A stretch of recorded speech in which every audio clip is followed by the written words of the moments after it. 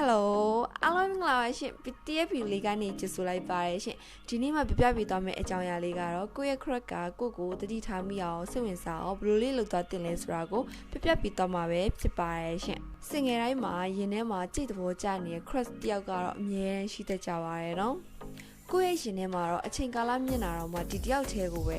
သဘောကျစိတ်ဝင်စားနေပြီးတော့ဖွင့်ပြဖို့တက်ဝင်လေးနေမယ်ဆိုရင်တော့အခုပြပြပေးသွားမယ့်အချက်လေးတွေကတော့ကြည့်နေတဲ့သူတွေအတွက်အသုံးဝင်သွားမှာပဲဖြစ်ပါရဲ့ရှင်ဒီကြောင့်လေးမပြောခင်မှာ PDF channel လေးကို subscribe လေးများလုပ်ပေးသွားကြပါဦးအားလုံးကိုပြောချင်ပါတယ်ရှင်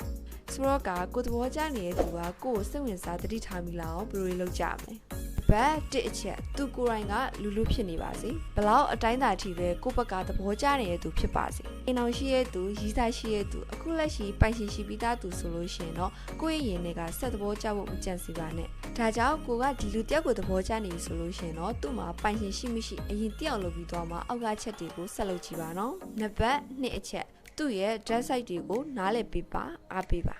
လူတိုင်းကကိုယ့်ရဲ့အားနည်းချက်တွေကိုယ့်ရဲ့မပြည့်စုံတဲ့အစိတ်ပိုင်းတွေကိုနားလည်လက်ခံပေးတဲ့သူတွေကိုပို့ပြီးတော့ခင်သက်ကြပါတယ်တကယ်လို့မင်းကသူ့ကိုတကယ်သဘောကျနေပြီဆိုလို့ရှိရင်တော့သူအားငယ်နေတဲ့အချိန်တိုင်းမှာသူ့ရဲ့ဘေးမှာအဖော်ပြရှိနေပြီဖို့လိုအပ်ပါတယ်ဒါဆိုလို့ရှိရင်တော့ကြာလာတဲ့အမျှမင်းကိုခင်သက်လာနိုင်ပါတယ်နံပါတ်3ချက်မကြခဏစကားတော့ပြောပြပါကိုသဘောကျနေရတဲ့သူဆိုပြီးတော့ကိုယ့်ရဲ့အချိန်တိုင်းကိုပြီးနေစရာမလိုသလိုသူ့ရဲ့အချိန်တိုင်းကိုလည်းလူယူဖို့မကြိုးစားပါနဲ့ကိုအားရဲ့ချိန်နားရဲ့ချိန်မှာတတိတရနဲ့မကြခဏစကားတော့ပြောပြတာမျိုးအကြိုက်တူတဲ့အရာတစ်ခုကြောင့်ဆွေးနွေးဖြစ်တာမျိုးလေးတွေကိုမကြခဏလုပ်ပေးဖို့လိုအပ်ပါတယ်ဒါပေမဲ့အချိန်များကြီးပြီးမှကိုပြန်သဘောကျမယ်ဆိုလို့ရှင်တော့ဆက်သဘောမကျဖို့ပြောချင်ပါတယ်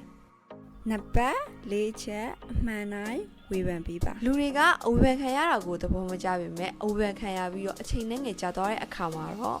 ကိုအမှန်တိုင်းကြည့်ပြီးရဲ့သူရဲ့စေတနာကိုနားလည်တက်လာပြီးဒီလူကကိုကောင်းစေခြင်းနဲ့သူလားဆိုပြီးတော့တွေ့လာပါလိမ့်မယ်ဒီလိုတွေ့ရပဲအချင်းချင်းရဲ့နှလုံးသားကိုပို့ပြီးတော့ရင်းနှီးလာစေနိုင်ပါတယ်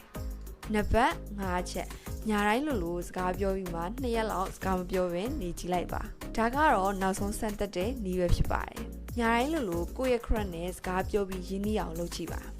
ပြီးတော့2ရက်လောက်စကားတော့မပြောဘဲနေကြည့်ပါသူကကိုစောင့်မျှော်နေတယ်ကိုရဲ့အဆက်အသွယ်ကိုမျှော်လင့်နေတယ်ဆိုလို့ရှိရင်တင်းရဲ့ပုံမှာအနှဲငယ်စိတ်ဝင်စားနေပြီဆိုတာသိချပါပြီ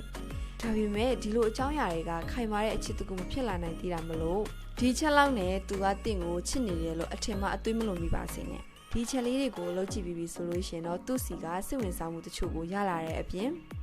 ကိုကရောသူ့ပေါ်ထားတဲ့စိတ်ကတိချရလာဆိုတာကိုပါတတိထားမိလာနိုင်မှာပဲဖြစ်ပါရဲ့ရှင်ကဲအဲ့တော့ PDF ဗီဒီယိုလေးကတော့ဒီနေ့ကတော့ဒီလောက်ပါပဲရှင်ကြည့်ရှုနေတဲ့တောက်စီနိုင်ကိုကျေးဇူးများကြီးတင်ပါတယ်ရှင်အားလုံးပဲဒီနေ့ကတော့ဒီလောက်ပါပဲရှင်နောက်နေ့တွေမှာပြန်တွေ့ပါမယ်အားလုံးပဲတတောင်း